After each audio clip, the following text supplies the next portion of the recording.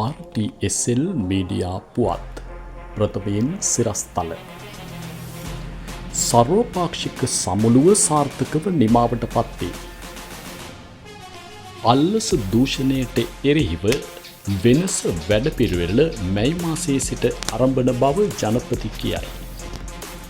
උප්පැන්න විවාහ මරණ සහතිකවලට වළංගු කාලයක් නොමැති බව රෙජිස්ට්‍රාර් ජෙනරාල් දෙපාර්තමේන්තුව කියයි.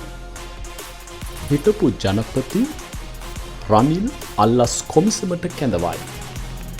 අනුර හරිනම් රෝහණ විජේවීර හරි නොවිය යුතුයි රාජිත කියයි.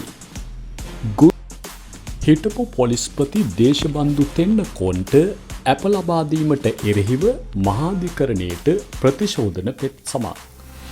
ගුරු හිඟයක් පිළිබඳව ජෝසප් ස්ටාලින්ගෙන් ප්‍රකාශයක්. වැටු වැඩි කිරීම පිළිබඳව නොසතුටද පළ කරයි. අද ප්‍රාදේශීය පත් විශේෂාංගයෙන් පියල් යටවර කලාකරුවාගේ සමුගැනීම නව වසරට සෙත් පතා පානදුර පැවැත්වෙන සර්වරාත්‍රික පරිත්‍රාණ ධර්මදේශනාව අලුත් අවුරුදු උළෙලවල් පිළිබඳ තොරතුරු. අද විදෙස් පුවත් තුළින් ඇමරිකාවට එරෙහිව චීනයද බදු පනවයි. චෙන්නයි සිට කොළඹට දුම්රිය මාර්ග ඇරඹීම පිළිබඳ ඉන්දීය මාධ්‍ය කියන තොරතුරු.